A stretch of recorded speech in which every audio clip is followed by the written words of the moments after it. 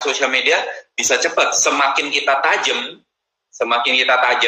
identiti kita, semakin cepat. Semakin kita lebar, makin nggak jadi. Maksudnya tajam gimana, Coach? Jadi misalnya kita sangat jelas target market kita siapa. Jadi misalnya kita ingin target market kita adalah para orang tua yang punya anak masih SD misalnya. Nah, kalau kita posisikan diri kita, personal branding kita sebagai seorang coach di kalangan para ibu untuk anak yang punya anak SD, maka itu kita cepat jadi. Kenapa? Karena sangat spesifik target, dan kalau di situ belum ada orangnya, kita sudah jadi yang pertama.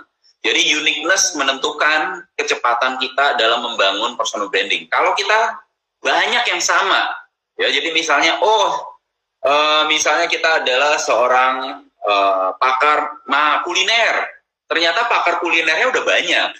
Nah, ini akan membuat kita sulit menonjol. Nah, jadi seandainya kita mau masuk di kuliner juga, mungkin kita lebih spesifik.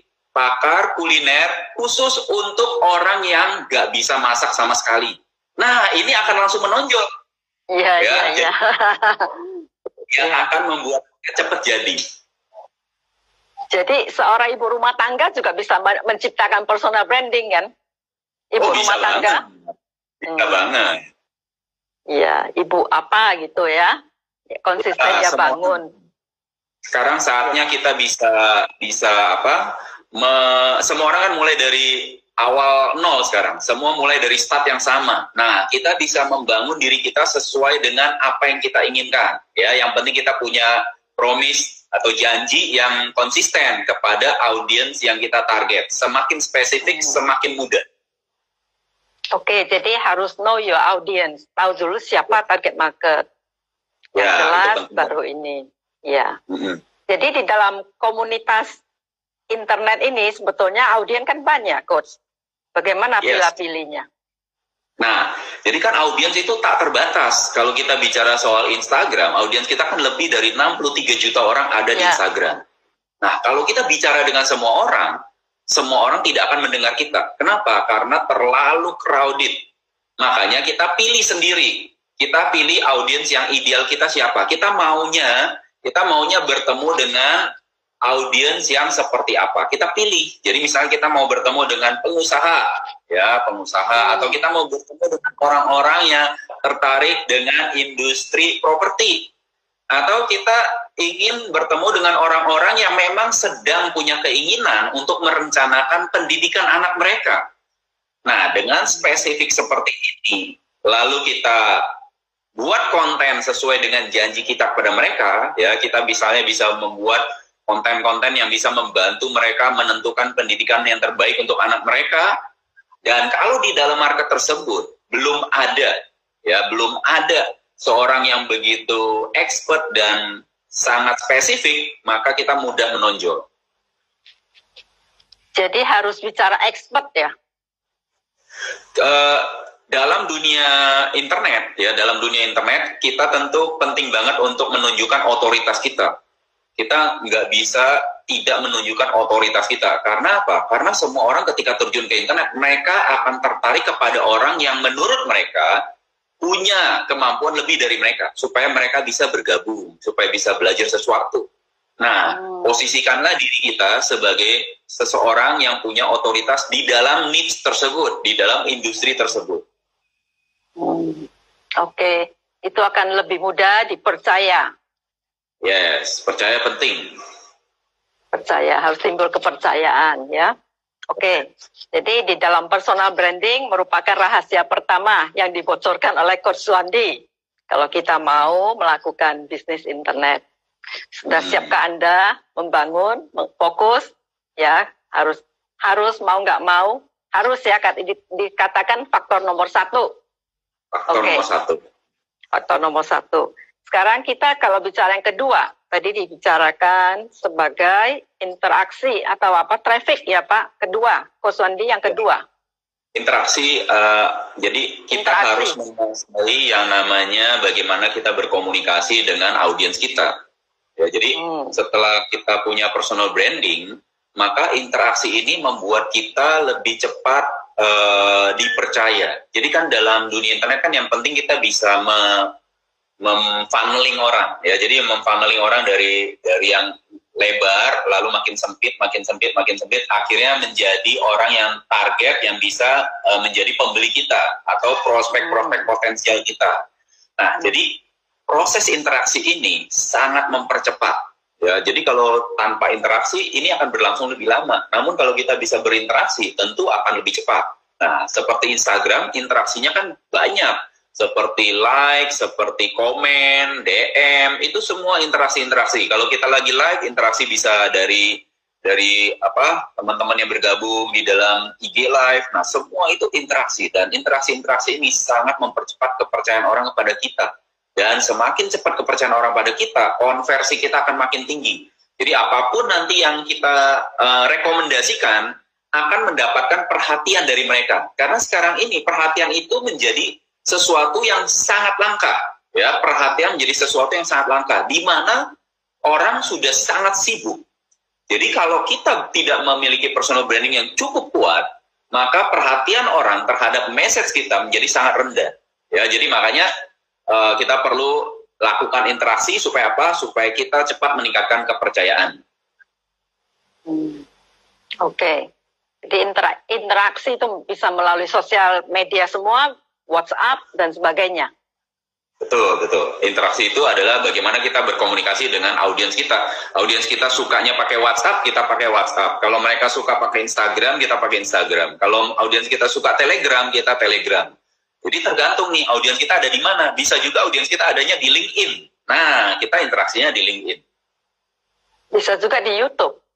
Bisa juga di YouTube, ya. Jadi banyak banget. Ya, ini namanya sosial media. Makanya ini information overload. Iya, jadi bagaimana bisa grab attention. Kalau enggak, tidak akan kelihatan sama sekali ya.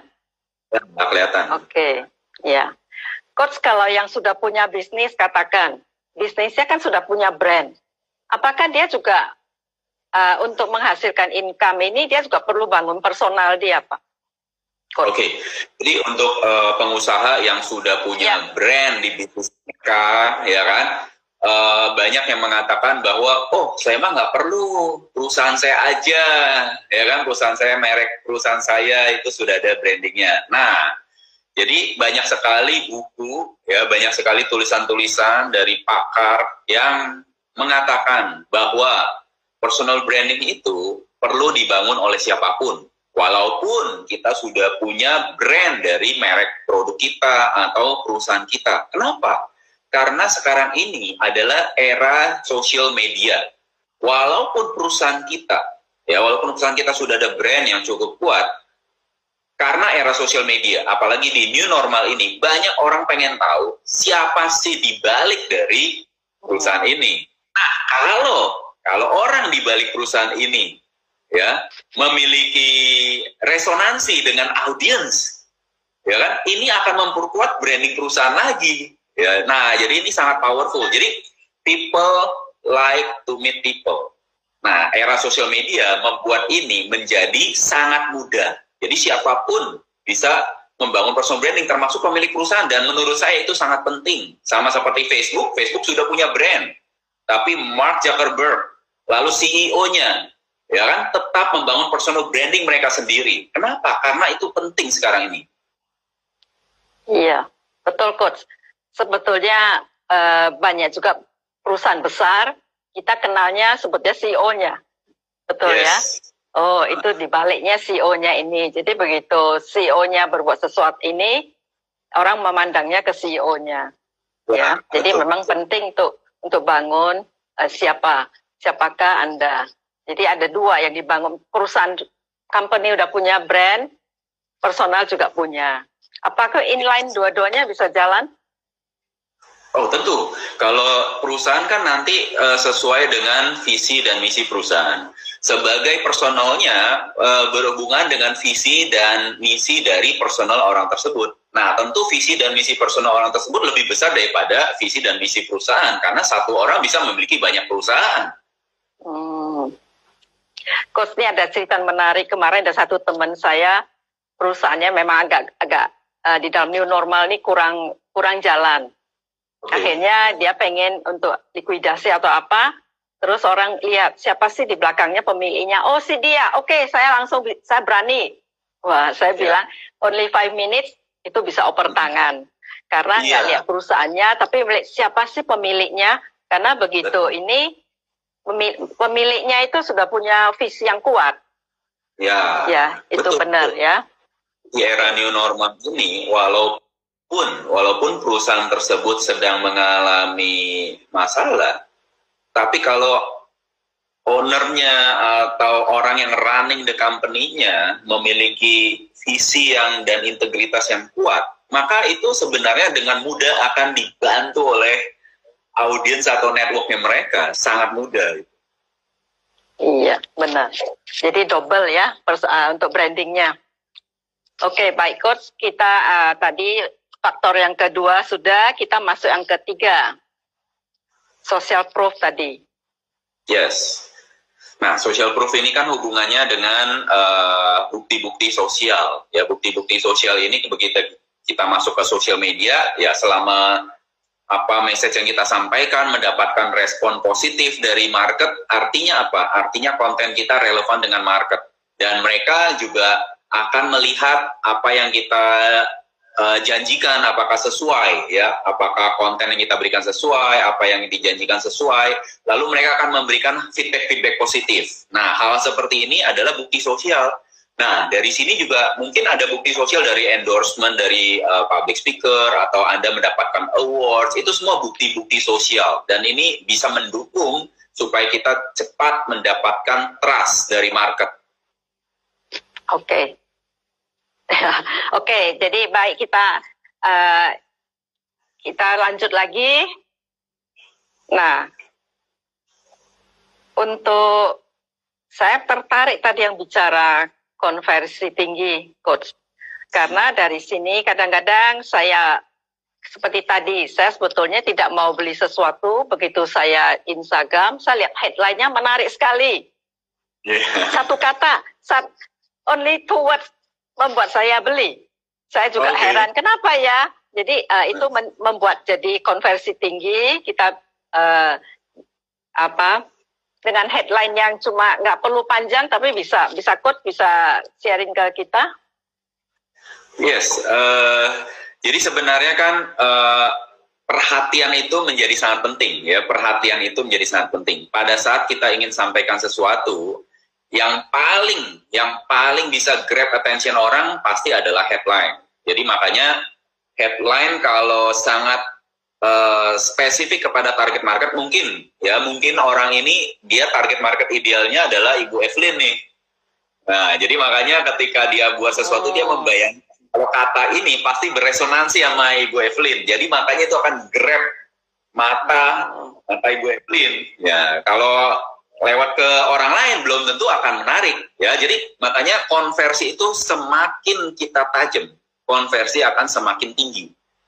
Dan semakin kita dipercaya, maka semakin tinggi juga konversi. Ya, jadi harus tajam, harus percaya. Nah, tadi waktu grab attention, mungkin Bu Evelyn langsung melihat nih, ini apa ini, ya. Setelah Ibu Evelyn lihat, mungkin Ibu akan lihat dulu profilnya atau hal-hal yang membuat Ibu Evelyn melihat bahwa ini social proof-nya cukup baik. Iya, betul. Harus perhatikan juga headline-nya. Oke. Coach Wandi, saya tertarik, Coach, ada post di Instagram 38 apa ini? Sebentar, saya cari ya. 38 tips sakti kegiatan tambah income. Yes. Ya. Itu menurut saya sangat powerful, dan 38. Saya baca satu-satu. Oh, benar juga ya. Dari 38 ini. Kita waktu kita tidak bisa bahas